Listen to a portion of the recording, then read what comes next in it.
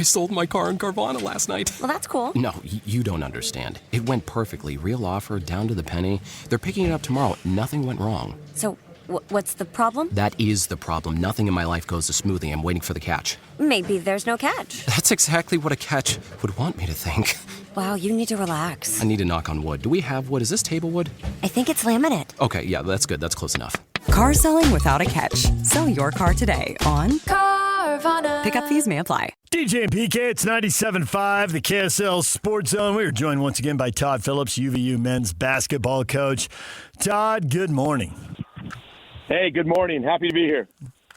Todd, where in the world are you calling from? What is the life of a college basketball coach like in June? What continent might be you be on trying to find a player or talk to somebody who might know a player who might be interested in coming in another year or two? Yeah, actually, today's a good day. I'm actually looking at the lake right here. I'm over in Vineyard, just walking around outside, and recruiting's done for the year, so we're preparing for next year. But, yeah, it's been a little crazy the last few months, and so it's good to be done.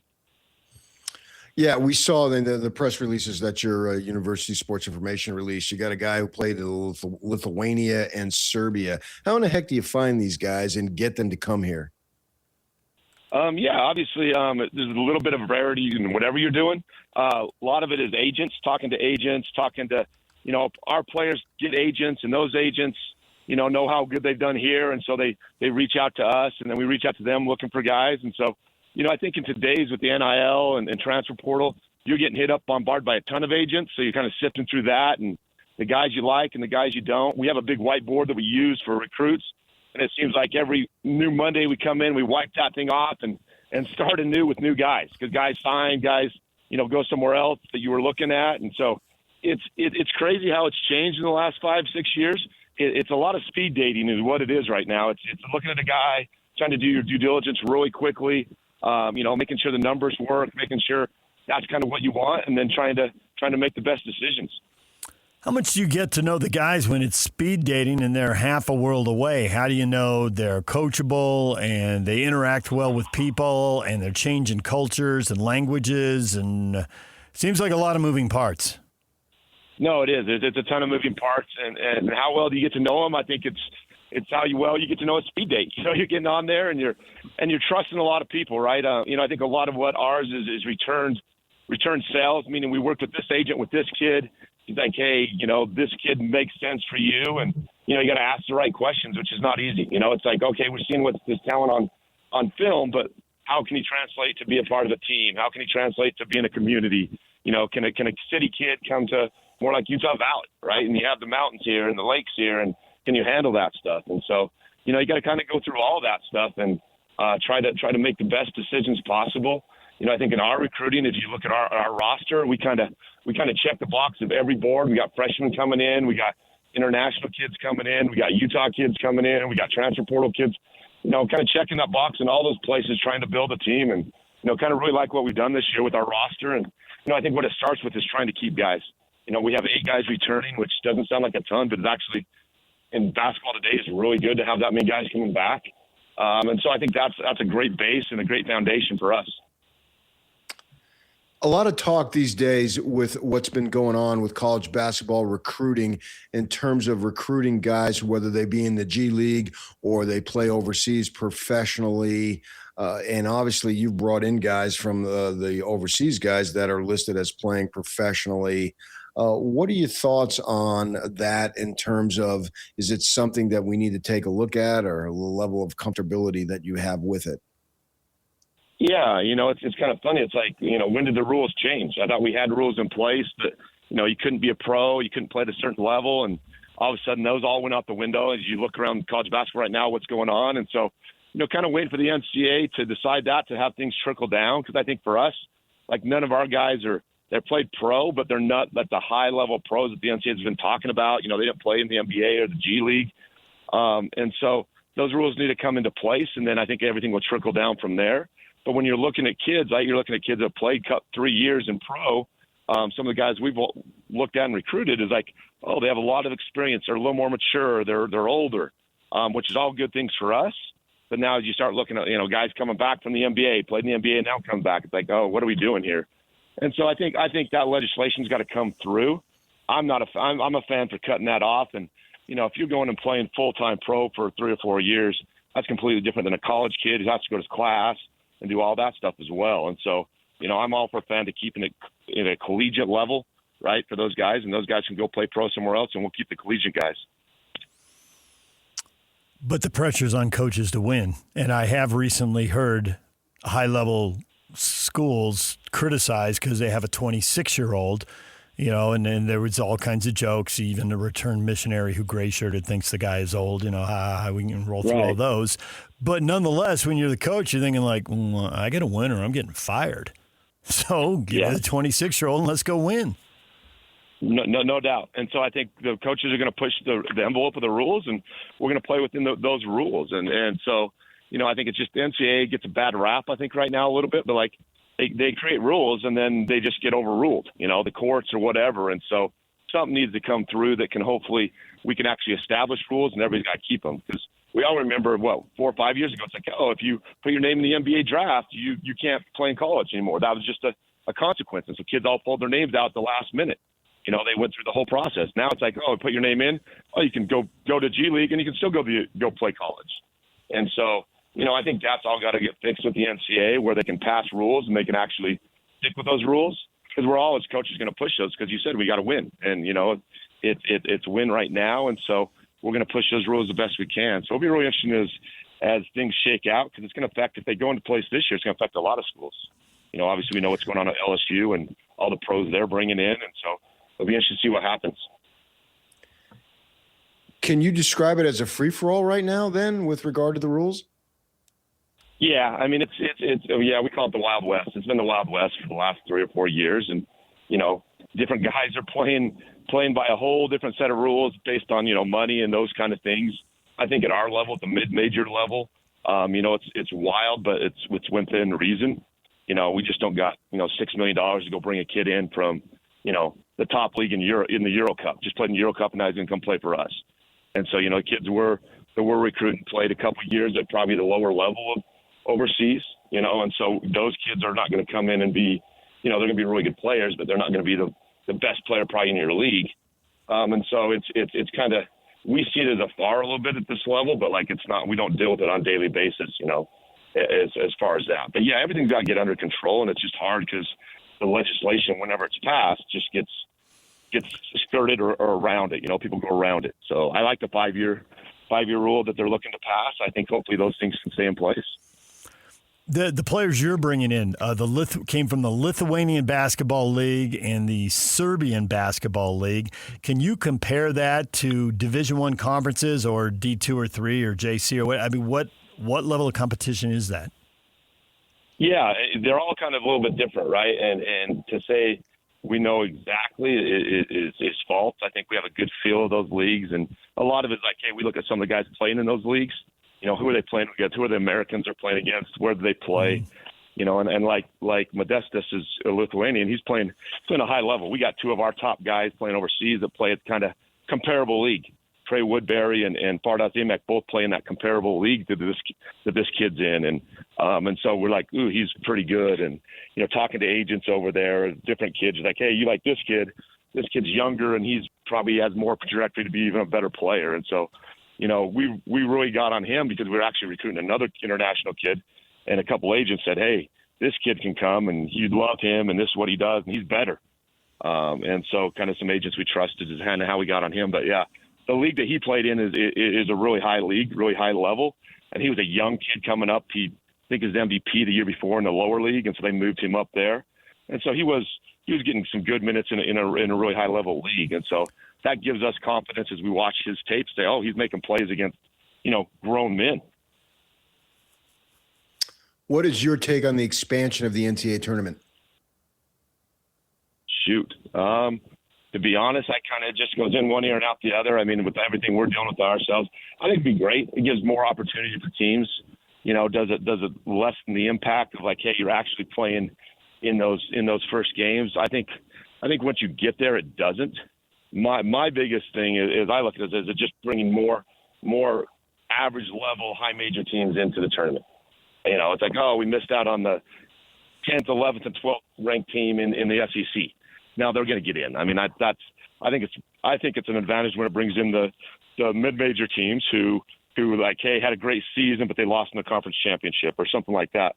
I know in the Big West, which we're going into 2 years ago, they had two teams with 30-plus wins each, and they played each other in the championship, and one got in, and the other didn't make the tournament. And they had a great season and beat some really good teams, and they were on the outside because, the Big West is a one-bid league. So I think that would help them. I think they would have got in that year. So I'm excited for that.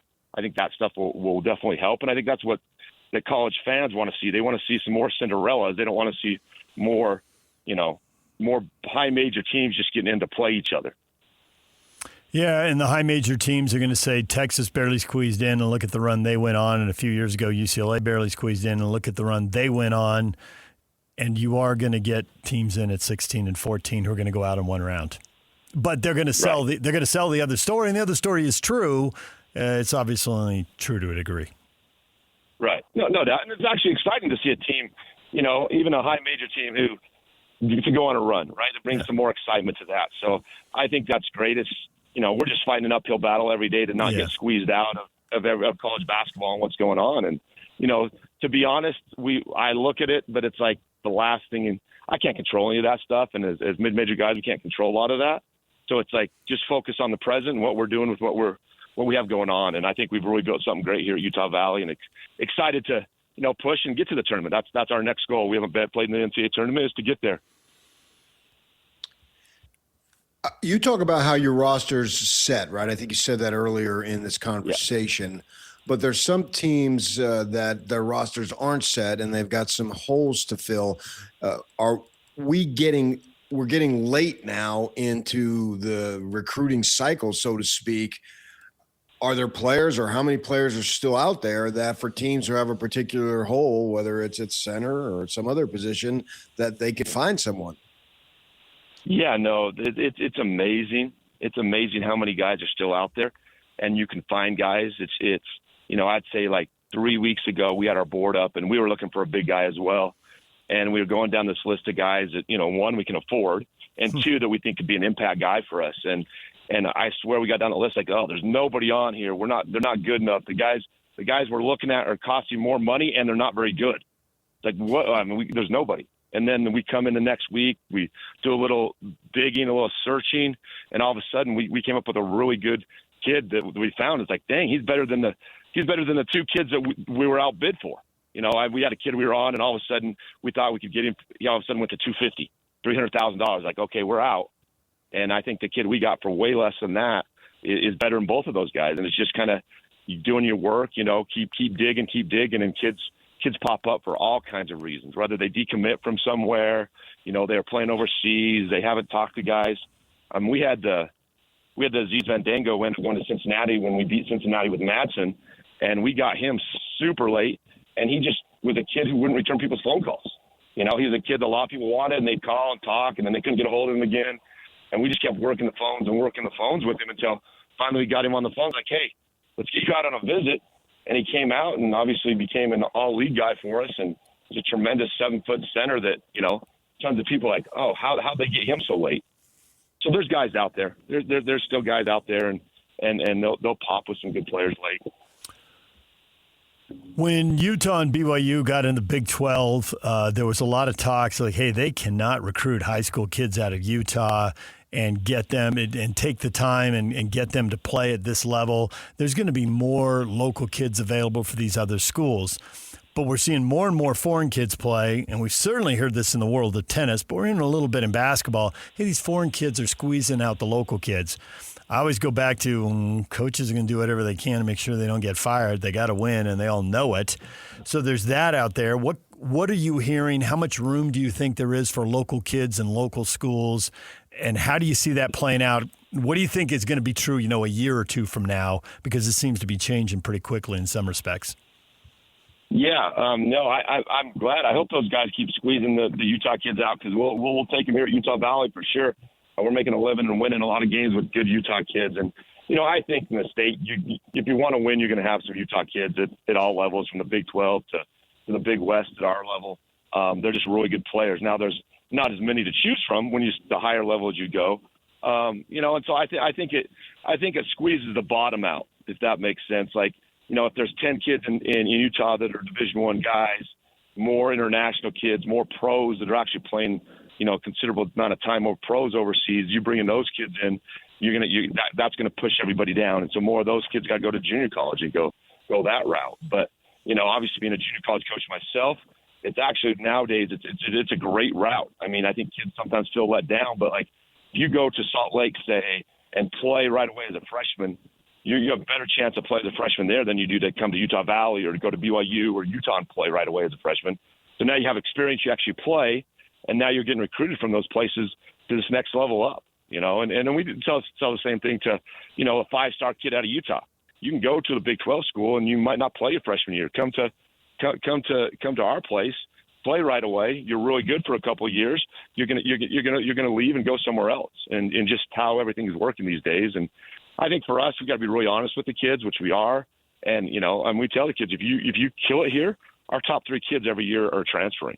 It's a great place, but the money is just so significant that they got to do it. Obviously, we got the Holcomb kid went to Utah. The Hendricks kid went to Oklahoma, and then our point guard went to Nebraska. And so 2 of those kids are local kids. Yeah, obviously. I'm wondering, what are your thoughts on in-state scheduling? What would you like to see? Yeah, if you want me to be honest, I can be honest on the radio here. Yes, please. We love to play those guys. I'm a Utah homer. I've coached here my whole life. I love BYU. I love Utah. I love Utah State. I know most of those coaches. I'd love to play those guys. Tremendous places, but like for a place like us, we got to be smart. To do like a home and home every year with Utah with no money involved for us is not too smart, right? And when we look at our schedule and we do the analytics for that, because we typically, if we go play a Big 12 team, they're going to play us quite a bit of money to go. And we need, we take guarantee money, which is called guarantee games. We take 3 or 4 guarantee games a year. And when you get those games, for a mid-major, you're like, okay, those are probably losses. If you can beat somebody, that's great, but you're taking those to have experience, and you're taking those to help your program. And so, like, hey, if we went in and had a tournament and played Utah and BYU in a tournament, would be great, but that would probably be money we don't get. And it's like, okay, there's 2 more games that, if we beat them, great, but the odds are we're going to lose. Now we got to go play 2 more teams on top of that to play. So we're really selective when we kind of work that. We'd love to play, Utah or BYU or even Utah State once a year, but for us to play everybody or to play a couple of those teams is not great for us. And the same thing for them, right? They have nothing to gain if they win. And if Utah Valley comes and beats them, our KenPom's 92. So we're a quad 2 team. We're a really good team, but a lot of people in the perception sometimes like, oh, you lost to a Big West team, and so it's hard on everybody's end, but no, we love to do it. We'd love to schedule those games. We just it's got to work for everybody, and it's hard because we all want to win. Todd, we appreciate a few minutes. Thanks for giving up a little time at the edge of the lake to talk to us. No, I appreciate it. I got my steps in today, and hey, you give me a sec to get a shout out. We have our camp. Our kids' camp is the 15th to the 18th in 2 weeks, and it's going to be a lot of fun.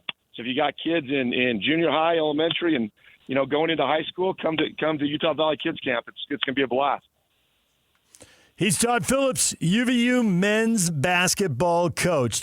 DJ and PK, when we come back, David Locke, radio voice of the Utah Jazz, joins us next. How did Jalen Brunson last to the second round? Well, ask David that. Stay with us. Hey, sweetie, your mother showed me this Carvana thing for selling the car. I'm going to give it a try. Wish me luck. Me again. I put in the license plate. It gave me an offer. Unbelievable. Okay, I accepted the offer. They're picking it up Tuesday from the driveway. I haven't even left my chair. It's done. The car's gone. I'm holding a check. Anyway, Carvana, give it a whirl. Love ya. So good, you'll want to leave a voicemail about it. Sell your car today on Carvana. Pickup fees may apply. DJ and PK, it's 97.5 the KSL Sports Zone. We're joined by David Locke, radio voice of the Utah Jazz. David, good morning. Good morning, David, James, Patrick, Kinahan. We're talking. You put the 2 of them together on top of each other. You would have a 7'6" Victor Wembanyama at level of excellence. That wasn't as good today. Sorry. That wasn't good. A little sillier. It was fun. Yeah. How are you? Good. How are you? Good. Who's your top three right now? What's your top three? Me, myself, and I. Yeah, I know that, but Buddha says not to do that. So don't do that, DK. It's bad. Who's your top three? What's your ranking? You're right now, your draft board. Patrick Kinahan, AJ Dybantsa, Darren Peterson, Cameron Boozer, Caleb Wilson. What's your top three? Darius Acuff, Mikal Brown. What's your I think it's boring. It's what most people would put. And you go top three, you're not necessarily going based on exclusively talent. And there's something that I want to get to you with you about that I heard you speak about. So, yeah, I would go Dybantsa, Peterson, Boozer. So it's interesting. DJ, what would you do? Probably that same list, but with the caveat that how do we really know? They get a bunch of medical info on Peterson, and we don't get any of that. And the thought that you could draft somebody who plays sporadically and is in and out and has problems with cramping. The teams I get the info and get to resolve that issue. The rest of us just sit out here and wonder what was going on. The more and more I hear, the less that seems to be a concern, by the way. It does, yeah. Yeah, it seems like that's going away a little bit. It does. It seems like it's going away. I don't know why. I assume there's something in the medical info that's making that go away, but I don't know what it is. Right. I would say this. So I just asked my kind of diehard core listener group, who we have on a private text message thing, and they voted 17 votes for Darren Peterson, 6 for AJ Dybantsa. So I'm not sure I think Jazz fans are. I don't think that list that PK gave is what everyone has. And it's not my top three right now. My top three right now is Darren Peterson, Cameron Boozer, AJ Dybantsa. But I'm saying, like, if I have 100 little, chips to hand out, I think it's 36, 33, 30 right now. I think this is incredibly we had this a little bit with Jabari Smith, Chet Holmgren, and Paulo Banchero. We had it in Akeem Olajuwon, Sam Bowie, Michael Jordan. We have not had a lot of drafts where these three, where we have this three level of kind of inconclusive who's number one pick. So let's go with the consensus, and then if the question becomes, okay, the consensus is wrong, where would you expect a surprise? The biggest decision I think that would flip from the consensus would be Peterson and Dybantsa. The next thing I would anticipate, if the consensus is wrong and there's a flip, would be Wilson passing Boozer. What do you think about that? I think it would be Boozer passing Dybantsa. Dybantsa, okay. So wait, is that one or two? Is that your first one? That's your second one. You think the first one is Peterson passing Dybantsa, but you think the second one is Boozer passing Dybantsa? Yeah, okay. But suddenly the draft was Peterson, Boozer, Dybantsa. Okay. So let me ask you guys this. Give me this is where I went today. This is why I suddenly I think both Boozer and Dybantsa to be successful. I mean, overthink. We're at that stage, right? But it's great. I love it. This is so fun. Both Boozer and Dybantsa to be successful, I think, have to have the ball in their hands over 50% of the possessions they play. So I don't think that's the case for Peterson. I do think that both Dybantsa and Boozer need the ball in their hands a lot to be the maximum version of what they are. Do they have to have the ball? Do they have to have the ball in their hands immediately? Or you were a big fan a couple of years ago of running a pick and roll on one side into a pick and roll on the other. Would they be good in that situation? Let's go with that. They're the key initiator to the possession. How's that? Okay. They start the offense. Fair? Yeah. So you're saying they have to start the offense 50% of the time. Yeah. I'm actually more comfortable with Boozer doing that than Dybantsa.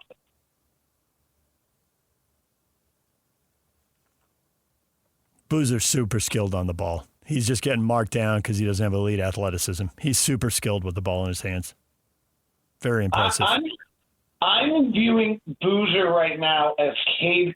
Everyone wants to do Kevin Love, right? That's my comp on Boozer right now, Cade Cunningham.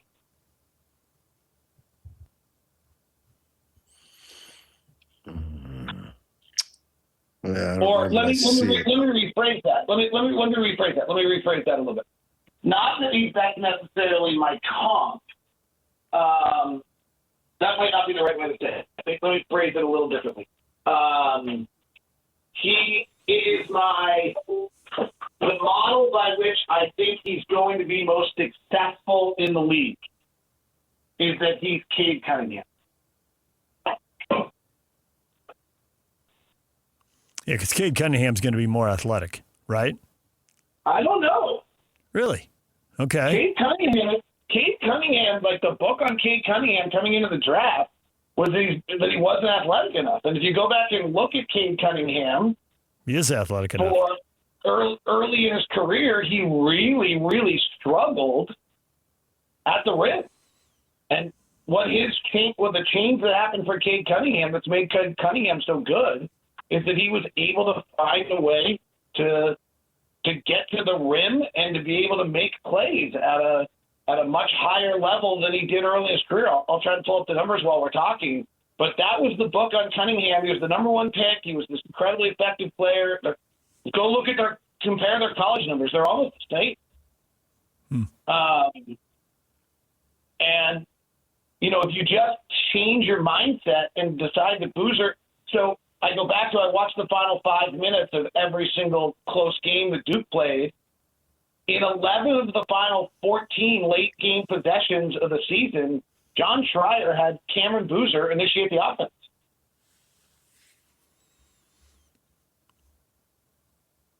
So I think you have to look at Boozer in that realm. I don't, and then you have to decide you're all right with it, right? I'm not sure that I actually totally love the fact that, like, Cameron Boozer is initiating offense every single time, like most of the time. You got to figure out if you're all right with that. Well, this sounds like a conversation. But I think AJ Dybantsa is initiating your offense every single time, too. This sounds like a conversation we had with Brunson in Dallas. Well, he's a small guy. Why would you have him initiate the offense when you have Luka Doncic over here?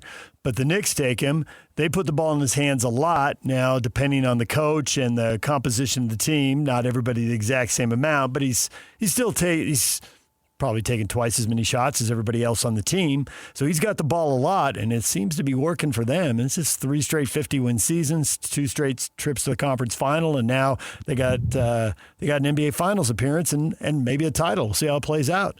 So could it be underestimating somebody here the same way they underestimated Brunson, even after he'd been in the league for 4 years? And what was it that made people not believe in Brunson? Probably his Why did height. Brunson go first? He's like first pick in the second round, right? Maybe the second or third, but maybe, very early second round. There were 5 NBA draft picks on that team, 4 in that draft, 1 in the next one. They had a ton of talent, but maybe he didn't get credit for the winning because they had so many good players. And he was supposedly not athletic enough. Right. Yeah, smaller and not athletic enough. But even after he'd been in the NBA, there were doubts, even when he got away from Villanova and he established himself in the league. Yeah, I mean, I don't think any of us saw this come, right? Like, I think that's fair. It makes a little more sense that, that series that the Jazz lost, it felt so terrible when Luka was hurt, makes a little more sense right now. Launching kicked the crap out of us. No, I have just had to change how I think of Boozer. And so Peterson, to me, just assimilates into any roster much easier. He can play with the ball, without the ball. He's active off the ball. He's a great shooter, so if the ball's not in his hands, it's fine. Somebody else can be initiating the offense, and then you're swinging it to Peterson, and he's attacking on the backside as an open jump shooter that's got to be closed out on. You don't have to close out on AJ yet. I'm not sure you totally have to close out on Cameron Boozer yet. Like, that 3 takes a long time to get off still. So that's why I think Cameron Boozer and AJ both have to have the ball in their hands. And I think that that's going to be just an interesting kind of, as time goes on, it's going to be interesting to see how this plays out. It's fascinating. And we've all watched too much at this point, too. I think you're downgrading AJ because you've seen him and you look at him and you see the faults. And the reality is, of the three players that you keep mentioning, he had the least amount of talent on the team, and he had the most pressure because he went to a school that is not a blue blood and is expected to not go very far. And he felt the weight of all that because it was a different decision. And when he gets to the NBA and he's playing with better players, he'll be better and his shooting percentage will be better in the manner that Yegor Dielman couldn't make a three for his life at BYU and then went to the NBA and got a lot better. I don't think that's why, but it's a good argument. It was well done. It was very well done. I don't think any of that is actually particularly true. But I was impressed by the filigree. If that, I don't think I'm downgrading AJ at all, actually. Like, I think they're all great. Like, if we end up with AJ Dybantsa, it's amazing. I think you're going to have to figure out how you're using him, and he's going to want the ball in his hands a lot. And it's very clear, and that's how he wants to play and when he needs. And he kind of has to have the ball in his hands because he doesn't shoot it particularly well. And so he doesn't have great spacing. And when he doesn't have if you don't shoot it very well and you don't space the floor yet, then you have to have the ball in your hand. And then defensively, he was terrible. But that's fine. So are most guys. But you love him.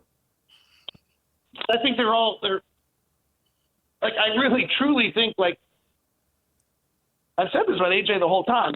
Like, his downside to me is that he's RJ Barrett, Julius Randle, Pascal Siakam, or Paulo Banchero. So he's going to score 20 points a game and be an all-star. Like, now, most of those players got traded. One of them, Paulo will get traded, I think, eventually, because you got to max them out. They're hard to play with, and they're tough. So, I do think that's the assumption there is he's credible athlete, great ball skills, plays well in transition, creates offense for himself, never becomes a good shooter. Like, that's his downside. That's the old, like, and I guess in the case of Randall and RJ Barrett, plays defense sparingly. But it's an incredible NBA body that can't miss. It's kind of the same thing I feel about Cameron Boozer. Like, I think Cameron Boozer's downside is like he's going to average 17 points and 10 rebounds a game. Maybe more, because I really think he has the ball. Like, with Boozer's size, the instinct is to go to Alfred Şengün or Domantas Sabonis as your comp. And I just think he's different than those guys. Like, I think he's a ball handler. I really think Cameron Boozer is a ball handler. You're not seeing Domantas Sabonis. You're seeing him play, like, with the ball in his hands, and you're seeing Şengün, but you're not seeing maybe Şengün a little bit. Like, they're bringing the ball up the floor, and they're initiating the offense. I think Cameron Boozer's, like, literally playing offensive point guard. If he's playing 60 possessions a night, I think he's playing offensive point guard for 35 of them. How about a lineup of Boozer, Bailey, Markkanen, Jackson, and Kessler? We're the biggest team in the history of mankind. Do you think the Wizards are falling in love with Peterson? Yeah. I've said this the whole time. I think we'll decide between AJ Dybantsa and Cameron Boozer. I don't know what the hell I'm talking about, too, right? Like, let's just be perfectly honest. I'm making this crap up in my head. My head's not a place anybody wants to be. We both believe that. So, yeah, I mean, you've known me for 30 years. You know this to be true. But, like, so I watched Darren Peterson. Like, let's just go back to where we started this conversation. Like, Darren Peterson assimilates perfectly into every roster. Like, his prototype is the easiest thing to build around. He can play on the ball, off the ball, primary side, initiator, secondary side. He's 6'6". He can play 1. He can play 2. He can play 3. He can, like, the only thing is if you got, like, a big 4 backed him down, it's probably not perfect, right? But he's really, like, otherwise, like, this is just, like, it's fabulous. He can shoot it. He can do it all. If he medically tests out, I think he has to go 1. Like, I just can't, like, maybe, I don't know. Like, maybe AJ's better than I'm giving him credit for. But AJ, right now, at least, has to have the ball in his hands. If he's on the weak side, you're dropping off of him. You're giving him space. He's playing. He's not a good enough shooter right now that he makes you space out to him, and so you really have to put the ball in his hands and have him play offense, and that's fine because he's really good at it. But it's not. You're now building until he shoots. You have to build your roster around him as your 6'9" primary ball handler, and we've kind of seen how hard that is. Right? New York wasn't very good offensively around Julius Randle. New York traded R.J. Barrett because they had to do it.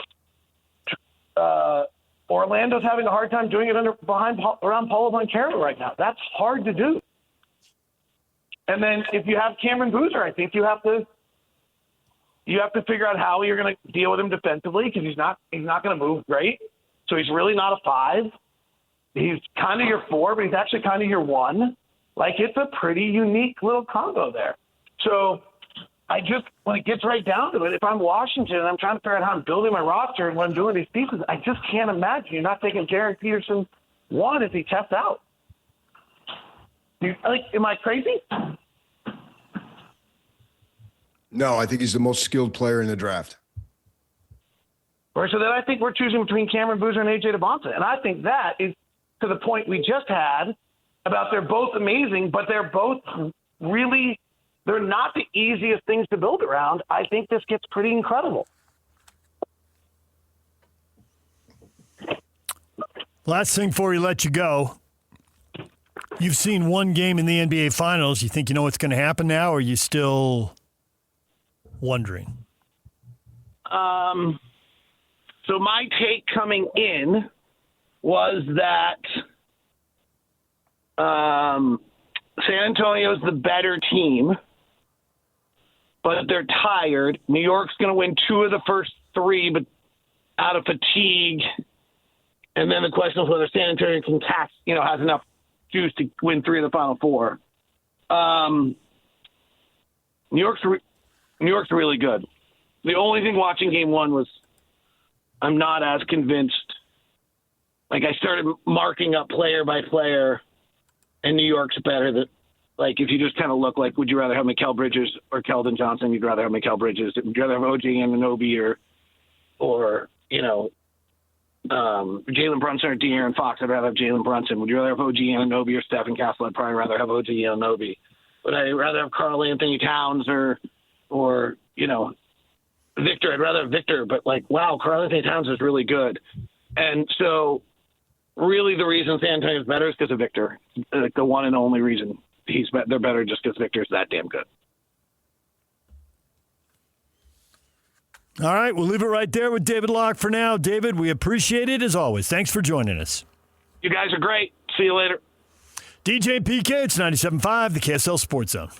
3, 2, 1. This is Scotty G and Coach Tim LeCoe. Look, private equity doesn't like to add costs. They like to limit costs because they have a bottom line that they have to hit. I just hate when you've got somebody who has been working in the marketing department forever or who's been a sports information director forever, and they're doing their job and they're busting their butt and they're trying to tell good stories, and those are the guys that are going to get affected. And to me, it's just a direct response to BYU having all the money they need at their disposal, a built-in way to fund the program. There's nothing about this deal that screams win to me. I don't like the feeling of it. Matt Hayes summed it up best at the end of his article. He said, this is the same Utah Athletic Department that wanted so badly to push out football coach Kyle Whittingham at the end of a 10-win season, but was willing to pay him $13.5 million over the next 2 years to do so. Catch Scotty G and Coach weekdays from 10 to 2, presented by Mountain Land Supply on 97.5, the KSL Sports Zone. Hey, sweetie, your mother showed me this Carvana thing for selling the car. I'm going to give it a try. Wish me luck. Me again. I put in the license plate. It gave me an offer. Unbelievable. Okay, I accepted the offer. They're picking it up Tuesday from the driveway. I haven't even left my chair. It's done. The car's gone. I'm holding a check. Anyway, Carvana, give it a whirl. Love ya. So good, you'll want to leave a voicemail about it. Sell your car today on Carvana. Pickup fees may apply. DJ PK, it's 97.5, the KSL Sports Zone. We just had David Locke on. David Locke is NBA draft obsessed. It was on full display in the last segment. If you missed it, listen wherever you get your podcast. Yak is shaking his head. Yak, were you stunned by that? Is that that intense display of draft knowledge and deep dive time? The best thing he said is like, hey, my mind is a place nobody wants to be because we got you're talking about full display. We have the full display of how David Locke goes about everything, it feels like. And right now, you're right. The NBA draft is his muse. I'm curious, and he's trying to figure out who the best player is. And I'm curious, PK, who is the worst player? Because, good luck finding a draft where all four guys hit. Now, I guess you can define hit differently. To what level does a player play? And there are certainly very high expectations this year, much higher than there are in other years. But, no matter what your definition of hit is, Stromile Swift and Marcus Fizer did not hit, right? You can go through every draft and find names and think, man, you didn't even play 10,000 minutes in the NBA. That's definitely not a hit. Eddie Curry did not hit. He's a top 4 draft pick. You can just click on every draft and find the bus. Yeah, and I think it's a little different for the Jazz, too, because these other teams, they can take a little time for development. The Jazz next year, most likely, we anticipate them paying between $120 and $125 million for 3 players. The 3 front court guys, assuming Kessler resigns, and I'm ballparking what we expect him to sign for. We already know the other 2 guys, what they're going to make. That's on the books. So they are much more in the win now mode with the salaries, with that in mind. So they need somebody who's going to come in and be productive in the next 2 to 3 years quicker. And if that person ends up helping them get to a conference final, maybe even, get to an NBA final, but at the 7-8 year mark, the other player that they didn't draft might be a little bit better. That doesn't mean the player that the Jazz drafted was the wrong pick. They should have drafted the other guy. No, because they're in a different situation. You don't have this very often where a team is in the lottery, high lottery, top 2 or 3, but yet is looking to win at the highest level possible the very first season of that young man's NBA career. So I think you have to factor that in to it a little bit. And if that ends up being Boozer because you feel like he can help you win and win playoff games in 2027, 28, more so than the other couple of guys or 3 guys, then you go in that direction. I don't necessarily have a problem with that because they are in a win now mode, given the unique situation of them having tanked for 4 years and then making a trade for a $50 million player. That doesn't happen very often. I don't know that it's ever happened, nor do I care if it's ever happened. I know it's happened here for the Jazz, so they have to figure that stuff out. And I do think Locke, he's caught up on shooting percentage. Well, I think that having watched Dybantsa, he was put in an untenable situation most of the time. How many did Darren Peterson and Carlos Boozer, when they had the ball 1 foot removed from half court on the offensive side, had 3 guys above the 3-point line ready to guard him, and then he still goes out and scores 30 points. He misses a few shots, no kidding, because the entire load rested on his shoulders. I thought Locke's point about Peterson can be on the opposite side and doesn't have to have the ball right away. I think that would actually be ideal for AJ because typically what happens is the defense has to adjust. It may not be a full-on scramble, but it's also not set. And when they're not set and people are moving, you're more likely to find a seam. So if you need to drive, if you want to drive, if you're good at it, seems like that creates even more opportunity for him. How many weak side lobs did AJ have? I don't remember very many because he had to have the ball. He had the ball. The team's success rested almost solely with him. He was on the strong side. He had the ball and yeah. He was the one throwing lobs to Keita. Yes. Nobody threw him lobs. All right, DJ and PK, more in a moment. Stay with us on The Zone. Summer is all about freedom, fun, and growing up. And between the ages of 9 and 13, kids are starting to form their views about alcohol. With more independence, their still developing brains need more guidance and support than ever. That's why summer is the perfect time to stay connected and plan fun, safe family activities together. Research shows kids who spend quality time with their parents doing what they enjoy are less likely to drink underage. And when kids feel close to you, they're more likely to listen, especially when you set clear expectations. In fact, kids who drink before 15 are far more likely to struggle with alcohol later. This summer, create a no-bummer summer with fun, alcohol-free activities for your kids. Go to summer.parentsempowered.org to take a quick quiz and discover ideas tailored to your family. A little time together can make a big difference. For more information and to learn more about how to prevent underage drinking, visit parentsempowered.org. Make game day yours. Tickets, food and drinks, stats, and streaming. Everything you need is in the Utah Mammoth app. Download today and make game night easy. Download on both Android and iPhone. Tusk Top.